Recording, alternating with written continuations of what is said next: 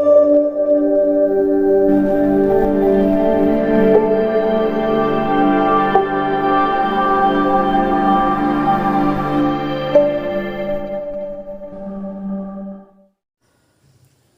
علیکم ورحمۃ اللہ وبرکاتہ۔ معزز طلبہ کرام، امید ہے کہ آپ لوگ خیر و عافیت کے ساتھ ہوں گے۔ آج میں آپ کے سامنے درسہ 2 چیپٹر نمبر 26 لے کر حاضر ہوا ہوں، جو مبارک عظیم آبادی کا ہے، اور انہوں نے غزل لکھنے کی کوشش کی ہے۔ میں ان تمام چیزوں کو بتانے کی آپ کے سامنے کوشش کر رہا ہوں۔ سب سے پہلے مبارک عظیم آبادی کے جو ڈیٹیلز ہیں اسے جانیں، اور اس کے بعد پھر غزل کے متعلق باتیں آپ کے سامنے بتائی جائے گی۔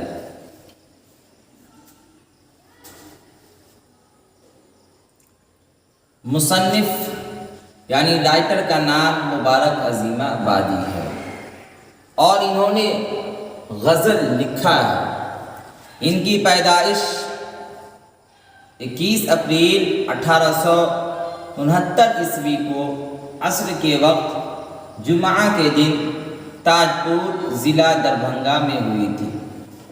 دیکھیے، جس زمانے کے اندر ان کی پیدائش ہوئی اس زمانے میں تاجپور کا ضلع دربھنگا تھا، اور زمانے موجودہ کے اندر اب سمستی پور نیا ضلع قرار پایا۔ تعلیم ان کی میٹرک تک تھی۔ کہاں تک تھی؟ میٹرک تک ان کی تعلیم تھی۔ طب سے متعلق فارسی میں 2 کتابیں لکھی۔ طبیب ڈاکٹر کو بولتے ہیں، اور طب یعنی ڈاکٹر کی جو پڑھائی ہوتی ہے، تو فارسی میں 2 کتابیں لکھی۔ کس نام سے لکھی اسے بھی دیکھتے ہیں۔ نمبر 1 میزان الطب، نمبر 2 طب الکبیر۔ یہ 2 کتابیں ہیں جو فارسی کے اندر لکھی گئی طب کے اوپر، یعنی ڈاکٹری پڑھائی کے اوپر۔ ان کے والد کا نام فدا حسین وامق تھا، اور یہ بھی شاعر تھے۔ مبارک عظیم آبادی بھی شاعر، اور ان کے جو والد تھے وہ بھی کیا تھے؟ شاعر تھے۔ مبارک 1892 عیسوی میں داغ کے شاگرد ہوئے۔ کس کے شاگرد ہوئے؟ داغ کے شاگرد ہوئے، یعنی استاد اور ٹیچر ہو گئے داغ، اور مبارک اس کے شاگرد ہو گئے، یعنی اسٹوڈنٹ ہو گئے۔ اس کے بعد دیکھیں، مبارک کے منتخب کلام کا مجموعہ کا نام کیا تھا؟ جلوہ داغ۔ کب شائع ہوا؟ 1951 عیسوی میں شائع ہوا، یعنی لوگوں کے درمیان میں چھپ کر آیا۔ 1954 عیسوی میں حکومت ہند نے ان کی ادب کارگزاریوں کا اعتراف کرتے ہوئے 100 روپیہ ماہوار وظیفہ مقرر کر دیا تھا۔ 1954 میں حکومت ہند یعنی ہندوستان کی جو حکومت تھی اس وقت ان کی ادب کارگزاریوں کا اعتراف کرتے ہوئے کہ ہاں، مبارک عظیم آبادی نے جو اردو ادب پر کام کیا ہے وہ قابل تعریف ہے، اس کا اعتراف کرتے ہوئے 100 روپیہ ماہوار یعنی 100 روپیہ مہینہ وظیفے کے طور پر مقرر کر دیا تھا۔ مبارک نے پٹنہ سٹی میں سکونت اختیار کی، یعنی مبارک عظیم آبادی یہ پٹنہ سٹی میں رہنا سہنا شروع کر دیے۔ سکونت یعنی رہنا سہنا۔ 12 ستمبر 1958 عیسوی کو ہوا۔ کب ہوا؟ 12 ستمبر 1958 عیسوی کو ان کا انتقال ہو گیا، اور 70 سال شعر و شاعری میں گزاری۔ کون؟ مبارک عظیم آبادی نے اپنے عمر کے 70 سال صرف شعر و شاعری کے اندر گزار دی۔ یہ تو مبارک عظیم آبادی کے متعلق کچھ باتیں تھیں۔ غزل عربی قصیدے کی تشبیب سے ماخوذ ہے۔ تشبیب یعنی جوانی، یعنی نوجوانی کی جب عمر ہوتی ہے تو انسان حسن و عشق کی طرف مائل ہوتا ہے۔ اسی وجہ سے فارسی اور اردو غزلوں میں حسن و عشق کے جذبات کا اظہار بھی ہوتا ہے کہ انسان نوجوانی کے عمر میں کس طریقے سے حسن کی طرف بڑھتا ہے اور عشق و محبت میں اپنے آپ کو منہمک کر دیتا ہے۔ مختصر ترین سوالات: مبارک عظیم آبادی کہاں پیدا ہوئے؟ تاج پور میں پیدا ہوئے۔ مبارک عظیم آبادی کا سال پیدائش کیا ہے؟ 1869 عیسوی۔ مبارک عظیم آبادی کا انتقال کب ہوا؟ 1958 عیسوی میں۔ مبارک عظیم آبادی کے والد کا نام کیا تھا؟ فدا حسین وامق۔ اس کے بعد دیکھیں اردو شاعری میں مبارک عظیم آبادی کے استاد کون تھے؟ جواب دینا ہے داغ تھے، داغ دہلوی۔ فارسی شاعری میں مبارک عظیم آبادی کے استاد کون تھے؟ جواب دینا ہے عبدالحمید پریشاں، یہ ان کے استاد تھے۔ مبارک عظیم آبادی کے شعری مجموعے کا نام کیا ہے؟ جواب دینا ہے جلوۂ داغ۔ مبارک عظیم آبادی کا شعری مجموعہ کب شائع ہوا؟ 1951 عیسوی میں۔ حکومت ہند نے مبارک عظیم آبادی کی ادبی کارگزاریوں کا اعتراف کب کیا؟ جواب دینا ہے 1954 عیسوی میں۔ حکومت ہند نے مبارک عظیم آبادی کی ادبی کارگزاریوں کا اعتراف کرتے ہوئے کتنا وظیفہ مقرر کیا؟ 100 روپیہ ماہانامہ وظیفہ مقرر کیا۔ مختصر سوالات: مبارک عظیم آبادی نے حیدرآباد دکن کے سفر میں کس سے ملاقات کی اور کس کے یہاں قیام فرمایا؟ جواب دینا ہے مبارک عظیم آبادی نے حیدرآباد کے سفر میں سر عبدالعزیز سے ملاقات کی اور انہی کے یہاں قیام فرمایا، یعنی رہا۔ مبارک عظیم آبادی نے کس کے ہاتھ پر بیعت کی تھی؟ مبارک عظیم آبادی نے حضرت مولانا سید شاہ بدر الدین سجادہ نشین خانقاہ مجیبیہ کے پاس تشریف لے گئے اور انہی کے پاس بیعت کی تھی۔ علم طب مبارک عظیم آبادی نے جو کتابیں لکھی ان کے نام کیا ہے؟ انہوں نے 2 کتابیں لکھی ہے، ایک کتاب میزان الطب اور دوسرا طب الکبیر ہے۔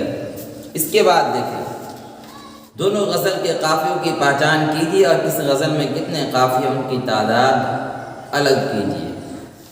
سب سے پہلے اس کی جو تعداد ہے وہ تعداد ہم جان لیتے ہیں۔ پہلے غزل میں 5 قافیے اور دوسرے غزل میں 6 قافیے، 5 اور 6 کل ملا کر 11 ہو جاتا ہے۔ اور قافیہ اسے بھی سمجھ لے کہ پہلے غزل میں کون کون قافیہ ہے، جو کہ 5 ہے۔ دیکھیے یہ آپ کی کتاب کے اندر جو اوپر جو 1 نمبر دے کر لکھا ہوا یہ پہلا غزل ہے، اس کے نیچے جو ہے وہ دوسرا غزل ہے۔ پہلے غزل کے اندر اپنی کتاب کے اندر کھولے یا ملائے، ساعتیں گزری جو غفلت میں سمجھ لے کھو گئی، اس میں کھو یہ قافیہ ہے۔ پھر کہ آنے کی نہیں نادان گھڑیاں جو گئی، جو یہ قافیہ ہے۔ کیا کہیں کیا کیا کیا تیری نگاہوں نے سلوک، دل میں آئی دل میں ٹھہرے دل میں کانٹے بو گئی۔ اس میں دوسری لائن میں دیکھیے کانٹے بو گئی میں بو یہ قافیہ ہے۔ گھر شب وعدہ مرا ماتم سرا سے کم نہ تھا، تم نہ آئے حسرت آ کے مجھ کو رو گئی میں رو جو ہے یہ قافیہ ہے۔ سوز دل سے اشک آنکھوں میں تبے کی بوند ہے، اور وہ یوں تانا زن ساون کی جھڑیاں ہو گئی میں جھڑیاں ہو گئی میں ہو یہ قافیہ ہے۔ یہ تو پہلے غزل ہے۔ دوسرے غزل میں دیکھیے گر گئے افسوس کس کس کی نظر سے کیا کہیں، ہم ہوئے کیا کیا خجل اس چشم تر سے کیا کہے۔ گر گئے افسوس اس میں نظر جو ہے یہ قافیہ ہے۔ دوسرے لائن میں جو ہے چشم تر یہ کیا ہے؟ قافیہ ہے۔ یوں بھی کہتا ہے کسی سے کوئی اپنا حال راز، آپ کو سنتے نہیں دیوار و در سے کیا کہے۔ دیوار و در یہ قافیہ ہے۔ سن رہے ہیں ناسے فاہم، سن رہے ہیں ناسے نافہم کی ہم دم بخود، کہہ رہا ہے ہم سے کیا اس بے خبر سے کیا کہے۔ اس میں دیکھیے بے خبر یہ قافیہ ہے، درمندانے محبت کا یہ کیا جانے، علاج چارہ گر کی کیا سنے ہم چارہ گر سے کیا کہیں، چارہ گر یہ کیا ہے، قافیہ ہے۔ اس کے بعد دیکھیں ہر قدم پر خوش جمالوں میں مبارک ہم لٹے، کیسی کیسی صورت گزری نظر سے کیا کہے، نظر یہ قافیہ ہے۔ طویل سوالات، مبارک عظیم آبادی کی شاعری پر کس کا رنگ نمایاں ہے؟ بہت آسان جواب ہے، مبارک عظیم آبادی شعبہ بہار کی عظیم ترین شاعر تھے، اور مبارک عظیم آبادی نے جس طریقے سے فارسی میں شعر و شاعری کی، ٹھیک اسی طرح انہوں نے اردو کے اندر بھی شعر و شاعری کی، اور اردو شاعری میں یہ داغ کی شاگردی اختیار کی، اور فارسی شاعری میں انہوں نے عبدالحمید پریشاہ کی شاعری اختیار کی، اور اردو شاعری کے اندر داغ کی جو شاگردی ان کے ساتھ خاص تھی، یہ ان کی یعنی داغ کی زندگی تک ان کے کلام کو سنتے رہے اور ان کی بات کو سنتے رہے اور اپنے کلام کی اصلاح کرتے رہے، اور اسی وجہ سے انہوں نے اپنے مجموعے کا نام بھی جلوہ داغ رکھا ہے۔ مبارک عظیم آبادی کے کلام میں داغ کے رنگ کے علاوہ اور کون کون سے رنگ نمایاں ہیں؟ داغ کے علاوہ ہندوستان کے بڑے بڑے شعراء سے مبارک عظیم آبادی کا تعلق تھا، اور مبارک عظیم آبادی ان تمام شعراء سے متاثر بھی ہوئے تھے، چنانچہ مبارک کے کلام میں داغ کے تاثرات اور اثرات نمایاں ہے، وہیں دیگر جو شعراء کرام ہیں ان کی بھی کچھ نہ کچھ اثر ان کے کلام کے اندر موجود ہے۔ ان کے کلام میں صوفیانہ رنگ بھی نظر آتا ہے، شاد کے بھی اثرات پائے جاتے ہیں۔ اس کے بعد دیکھیں مبارک عظیم آبادی کے کلام کی خصوصیت بیان کیجیے۔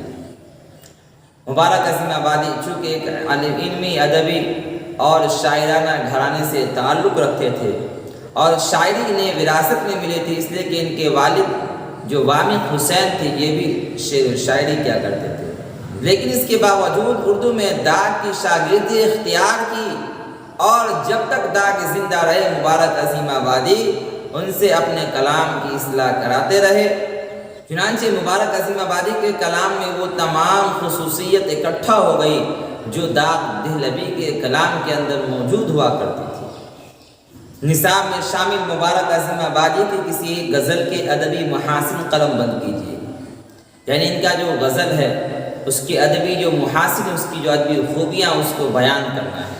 مبارک عظیم آبادی کے شامل نصاب غزل کے مطالعے سے یہ بات ظاہر ہوتی ہے، یہ بات صاف ہوتی ہے کہ وہ قدیم غزل کے شاعر ہیں، اور ان کا شعری انداز بھی روایتی ہے، یعنی جو ان کے بڑوں کا طریقہ تھا لکھنے کا غزل کے اندر وہی طریقہ انہوں نے بھی اپنایا ہے۔ حسن و عشق کی مختلف کیفیات بھی موجود ہے، اور ان کے کلام میں شعری محاسن یعنی شعری جو خوبصورتی ہوتی ہے وزن کے اعتبار سے، اور اسی طریقے سے اس کے اندر جو اس کے آداب ہوتے ہیں ان تمام کی رعایت کرتے ہوئے مبارک عظیم آبادی نے غزل لکھنے کی کوشش کی ہے، اور ان کی زبان نہایت صاف اور نہایت آسان زبان میں انہوں نے غزل لکھنے کی کوشش کی ہے، تاکہ ہر ناقص یعنی ہر شخص کلام کو سمجھ کر پڑھ سکے۔ اس کے بعد دیکھیں درج ذیل سابقے اور لاحقے سے نئے الفاظ بنائیے۔ سب سے پہلے آپ سابقہ اور لاحقہ کی تعریف سمجھیں، پھر اس کے بعد جب اس کو فٹ کریں گے تو بہت آسانی کے ساتھ آپ سمجھ جائیں گے، چاہے وہ جون سا بھی حرف ہو آپ اس کو فٹ کرنا سمجھ جائیں گے۔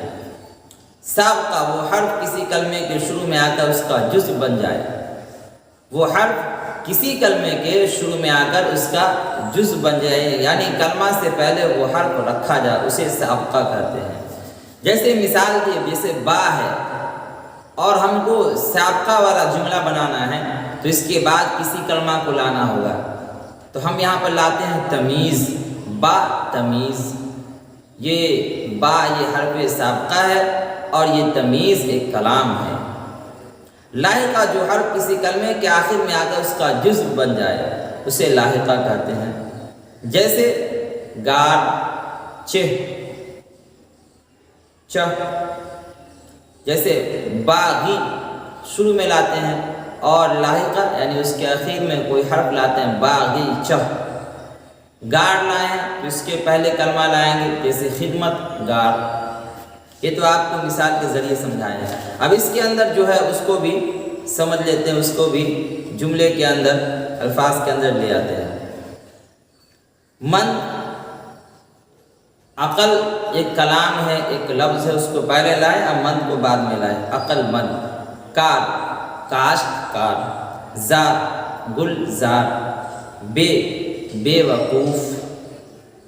اور اہل، با اہل، یعنی اس میں کچھ لاحقہ بھی ہے اور کچھ سابقہ کی بھی مثالیں ہیں۔ دونوں مثالیں یہاں پر بتا دی گئی اور تفصیل سے میں اس پر ایک ویڈیو بناؤں گا انشاءاللہ، اس کے ذریعے آپ کو نہایت ہی آسانی کے ساتھ سمجھانے کی کوشش کروں گا۔ آخر میں یہ کہنا ہے، اگر ہماری ویڈیو آپ کو پسند آتی ہے تو آپ لائک بھی کریں اور کامنٹ کے ذریعے ضرور بتائیں اور اپنے دوستوں کے درمیان اسے شیئر بھی کریں، اور جو دوست نئے ہیں وہ ہمارے چینل کو ضرور سبسکرائب کریں تاکہ ہمارا ہر ویڈیو آپ تک سب سے پہلے بآسانی پہنچ سکے۔ فقط والسلام۔